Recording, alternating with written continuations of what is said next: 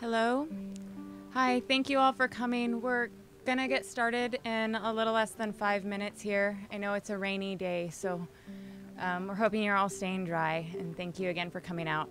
We'll be with you shortly.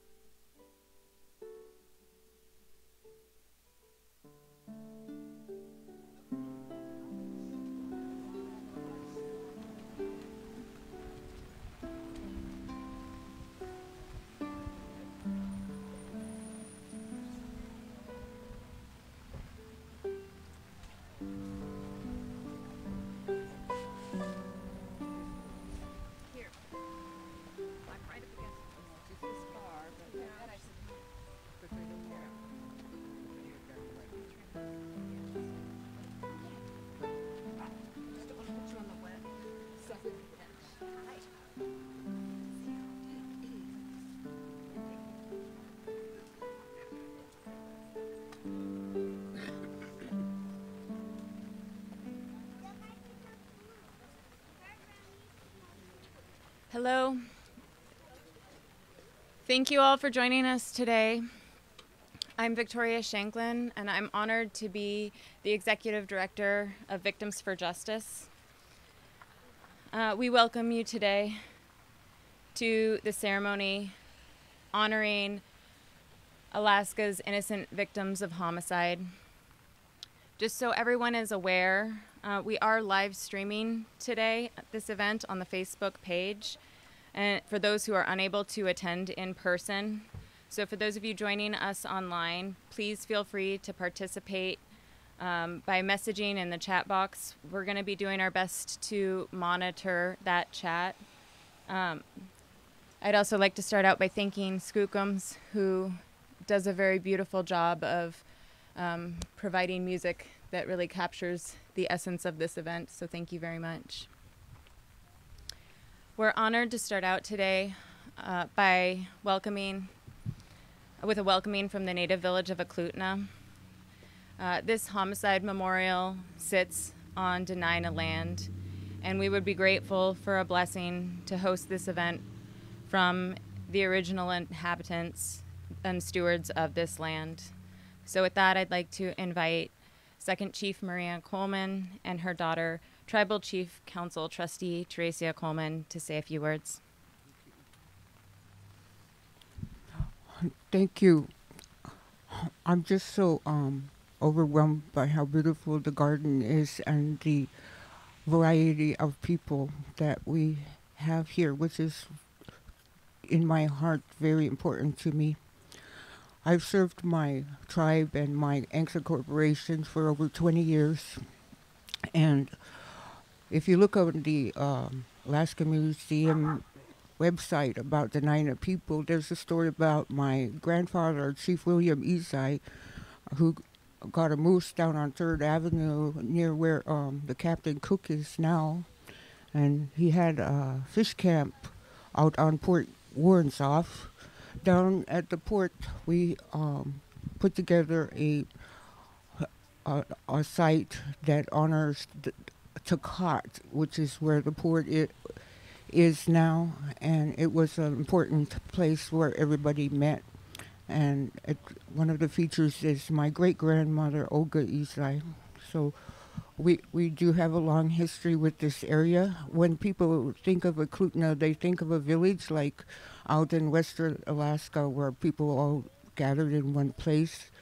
We had, Eklutna was the main camp, kind of like a capital, I suppose. And we were all over the Anchorage area in the Matanuska Valley. I want to thank you for honoring our culture by allowing us to welcome you to our traditional lands and say a few words that come from my heart. Now, I did go to college and took speech course, and I tried to do speeches like that, and all the elders in the village come up and scold me. Say, you need to talk from your heart, never mind the college.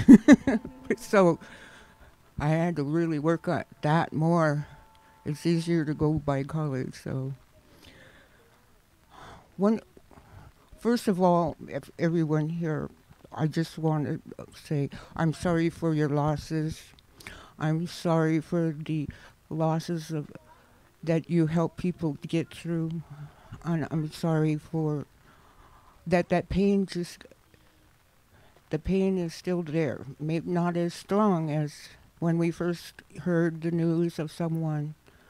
And we are all gathered here to honor their memory, to remember that they were human beings with people who loved them, who had good characters, and are still loved. So what I wanted to talk about, though, I was thinking about it all week, and I said, oh, this must be why I'm thinking about it all week. You know, during my life, I got, put down and mistreated by people from every race, including my own races. It's a funny thing, people in your own race, the way they insult you is they call you a white people. I don't know why that makes me chuckle, but one Halloween I decided to be a white people, and nobody thought it was funny. And I realized that, there's really nothing I could do to be white. And why does that hit me now? You know how it is when people mistreat you because of your race or because of how you dress or because of your income or because you're single or because, you know, you don't do good in school. What that the hurt it causes and the dehumanizing. It's like you're less than somebody else. Dehumanizing is one of our greatest enemies. Anybody who thinks that they're better than anybody else has something wrong with them. That's all there is to it. And why do I bring this up now? Because that's a symptom we still have to fight. We don't want our people being killed because people don't see them as human beings. You know, I found out that the security teach all the retail employees to racially profile. And we've experienced it ourselves, even this past week. You know, we go shopping all the time, so it's not like an incidental thing. So, you know, everybody be going through the door except you. They have to stop and check you. I got to where I would say, oh, thank you for not being a racist profile, and I just walk by and ignore them. My daughter's a little more assertive. We'll be walking out, and somebody would start to approach me, and she'd say, "You check my mom, I'm going to sue you." And so we know how to handle it, but there's a lot of people who have not learned how to be assertive.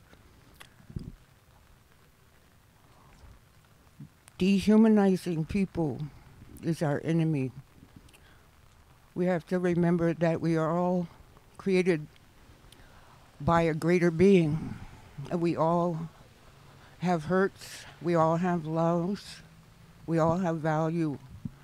And just because somebody isn't so good at one thing, like school, doesn't mean they're awesome in music or in seeing people and knowing what they need. There's so many, when I see disabilities, I see that person has a secret gift. So my message really is about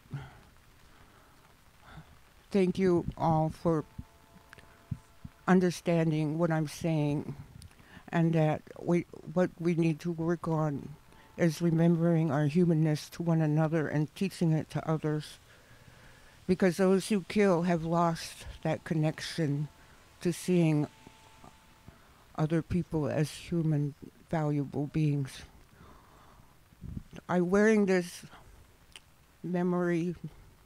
This is Jeanette Cole. She was killed in 1993. And she was pregnant. And that pain is still there. And usually when we do a welcoming, we do a gift. So I have a really small gift. And my daughter will also speak, but I wanted to give this, to accept this little toy teddy bear for Jeanette's baby, who also died. Thank you.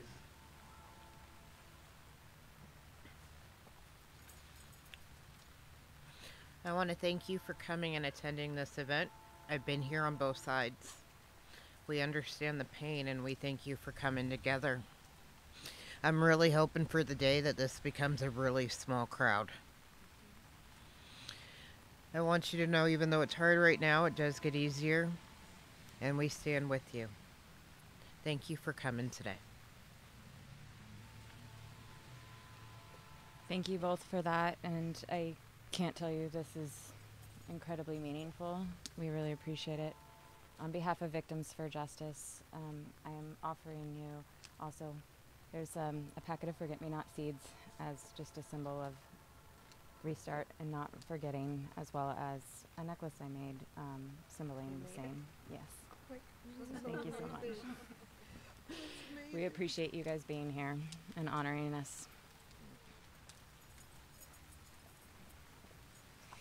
Thank you so much, all of you, for being here. My name is Blaze Bell, and I am the board president for Victims for Justice.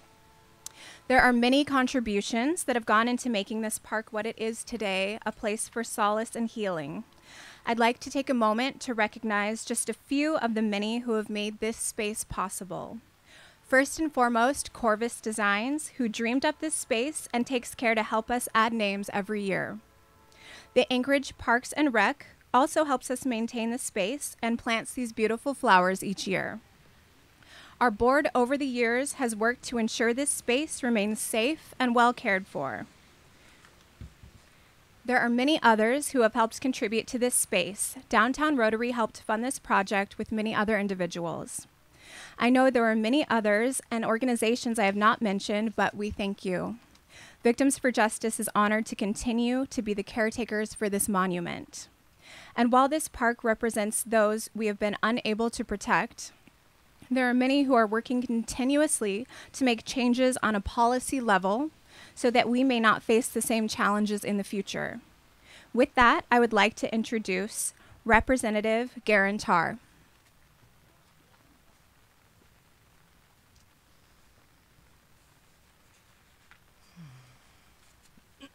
Hello. Thank you for the honor of joining you today. I'm Representative Garantar, representing the Anchorage neighborhoods of Airport Heights, Mountain View, and Russian Jack. Today is one of those days where I struggle to find the right words to say. Today is such an important day. We come together to remember loved ones we have lost. So while it is an important day, it is also a hard day. I want to send love to all of you here today who are feeling that loss and sadness. As I reflected on my experiences with violence in my life and the pain and suffering caused by those events, I was also remembering how when you feel lonely in that experience, coming to a space where others know what you're going through can be so healing. I hope today can be healing for everyone. In my role as a legislator, I think my most important job is public safety, because every person has a right to feel safe in their home and feel safe in their community. I wish so much I could take away any pain, and so have focused our legislative efforts on violence prevention. And we'll just share a few things we've worked on. To prevent the harm that comes from child sexual abuse, we passed Aaron's Law to teach students across Alaska age-appropriate personal body safety. To prevent the harm that comes from teen dating violence, we passed Bree's Law to teach teen dating violence prevention and safe and healthy relationships. To prevent harm to others and help with healing, we passed our multi-year, multi-bill effort for rape kit reform. This effort has brought justice to Alaskans who had gone decades with no progress on their cases. We put in timelines for the process because we know it can be so hard when the criminal justice process takes years. For example, when we started working on this in 2014, it was taking more than 2 years to process a rape kit. So for 2 years, a survivor had to wonder and worry about those results. Now, with the final piece that we passed this year, all rape kits in Alaska must be processed within 6 months. I wish we could undo the harm of the past, but in doing this, I hope we bring closure for the families and survivors, and I hope we have brought peace and healing. To prevent harm and repair harm when it has occurred, we're working to bring restorative practices into our public schools and end policies that shame and exclude students and that disproportionately harm students of color and poor students. We work to teach how to repair harm when it is incurred because this important life skill can be carried into adulthood and be so positive. To prevent harm to those in crisis, we passed a Crisis Now model that will create a system to provide care to our neighbors experiencing mental health crisis and not involve them in the criminal justice system. To prevent harm and ensure a timely and adequate response, we have increased the number of village public safety officers, troopers, public defenders, prosecutors, and investigators.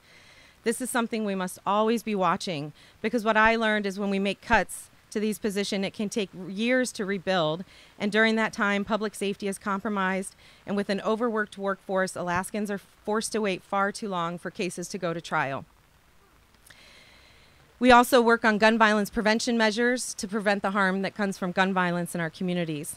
And this year, to prevent sexual assault and change our culture, we updated our over 40-year-old consent law that is so broken and outdated, it routinely denies justice to Alaskans who have been sexually assaulted.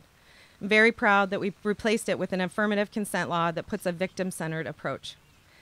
This work has been my passion, and we accomplish these things by working with so many incredible advocates and inspirational Alaskans, some who attend these events and may be here today.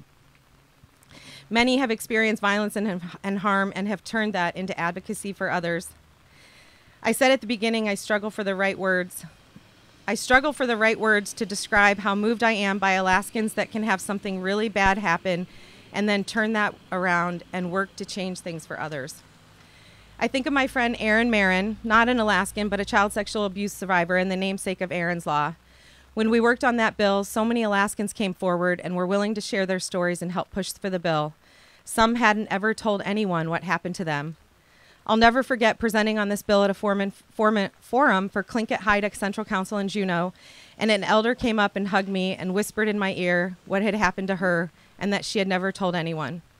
I held her and hugged her, and we cried together.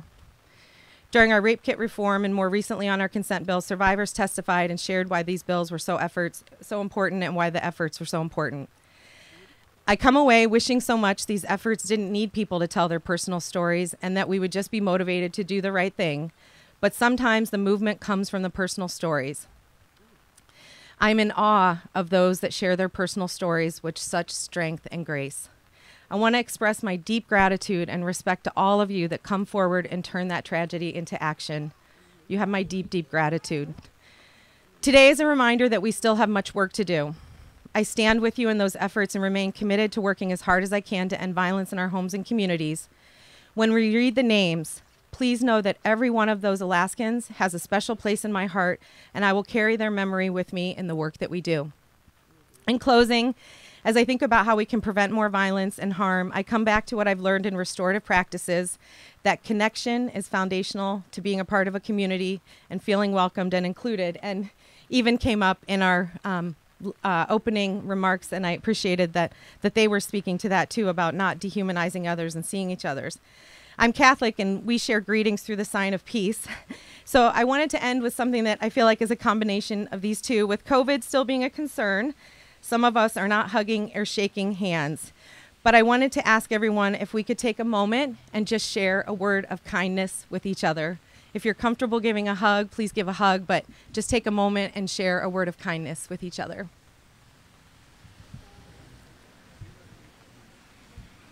I'll give you a hug.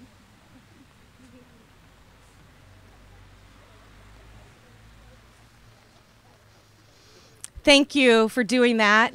I hope today, instead of leaving as just strangers that came to an event together, we feel connected and part of a community that wants to solve problems together. And like was said earlier, make this a smaller event each year. Thank you so much for the opportunity to join you. And I hope that today will bring peace and love to everyone. Thank you.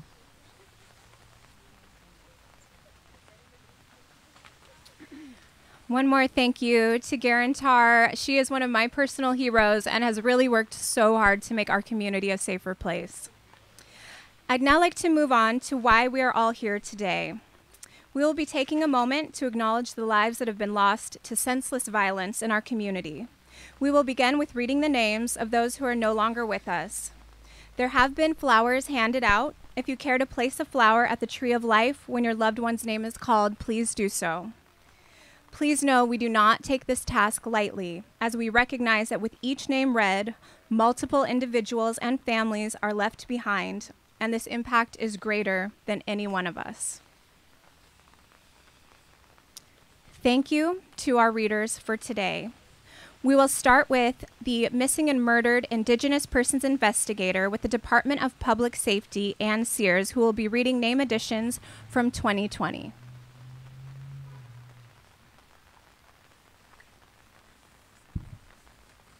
Thank you.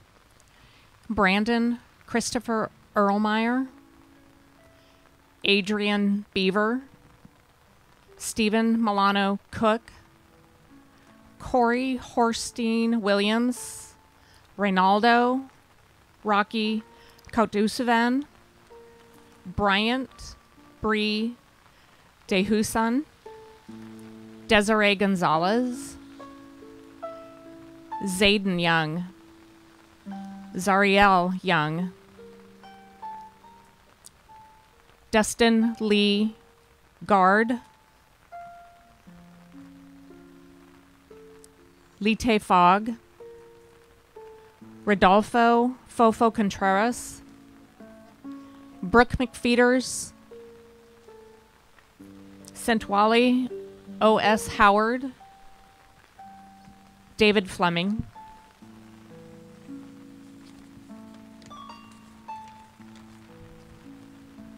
Kiva Friedman, Linda Ann Martz Bauer, Martha Marty Hansen, Terry Spencer, Daniel McCready, Sean Eric Whitley, Paula Zarowski, Jonathan Paul Flora, and Louis Gordon Mizell.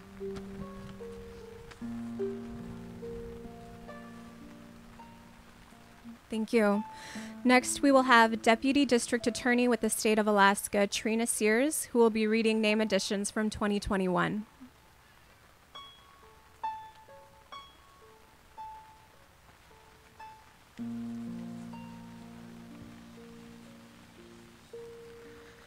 Loretta Willoya, Virginia Torak, Lisa Smotherman, Thomas Kosmiter, Dana Senna, Nick Stockelrote, Irma Williams, Courtney Jones, David French, Judy Lee Guthrie, William Schmaus, Chantha Vonerath, Kristen Huntington, Sean Quanatak Whitley, Michael Curtis, Priscilla Chris, Michael Chris, Kayla Benjamin, Kyrie Pruitt, Marie Riley,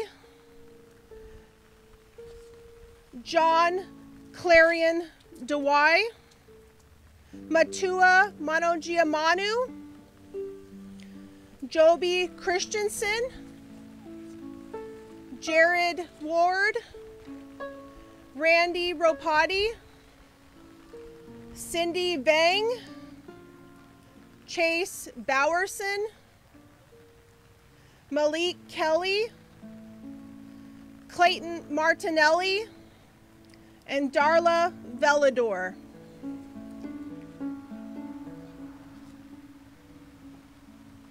Thank you. And now Victims for Justice Board member, lifelong Alaskan and educator Therese Hanley will be reading name additions from this past year. Thank you, Blaze. Alexandra Brazino, Parthena Kincaid, Jacqueline Welcome, Keenan Wegner, Jesslyn Alexander, William Morgan, Jeffrey Kane, Lamore Lapetrie, Shatara Stone, Barrow Akuchik, Bubba Akpik, Mikey Atwood,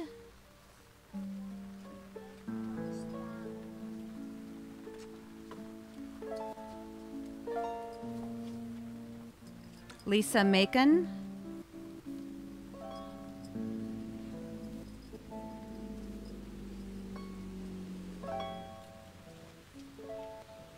Anisha Murnane,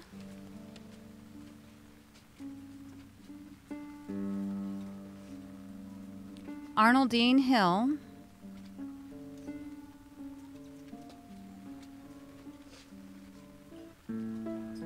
Patrice Leu,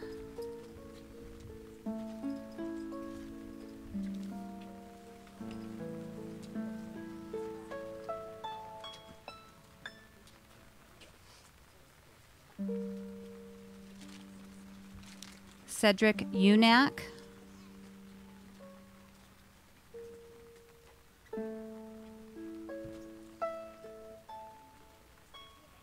Leniel F. Waters,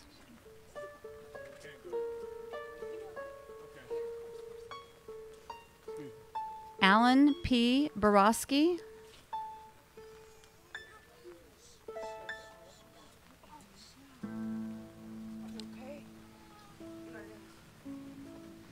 Louis Hines,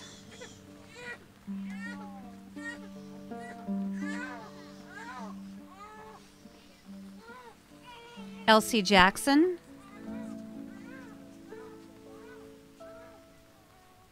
John Reynolds,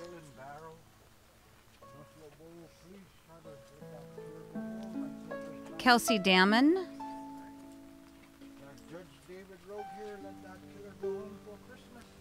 Joseph Evans, Lorraine Nathaniel, Bernard Nano Navarrete, Greg S. Niwa, Celia Tuaga, Nevea China Tuaga, Leroy Eric Lawrence, David Benjamin Grunwald, Brandy Marie Sullivan, Derek Mikkel Welsh.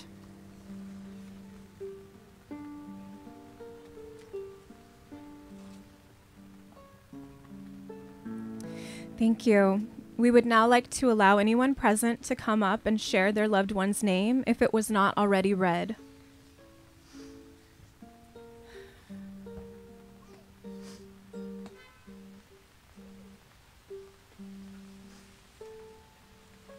Christopher Aaron Rogers, Sr., 2007.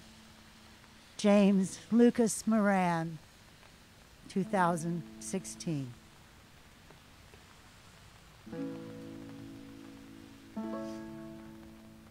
Friar Chris Mackenzie Dixon was murdered on June 3rd, 2022.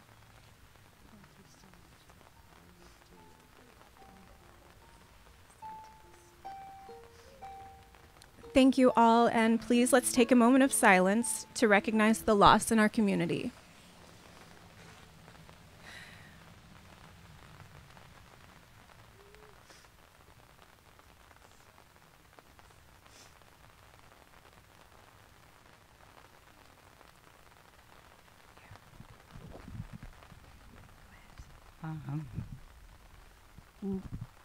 Willie Mizak was murdered.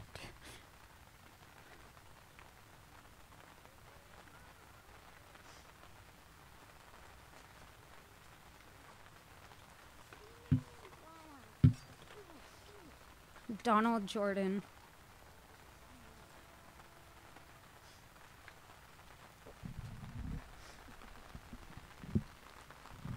Thank you. One engraved plaque, one engraved pillar is far too many. Our entire community suffers each time we add a name. I'd like to turn this back over to our Executive Director, Tori Shanklin.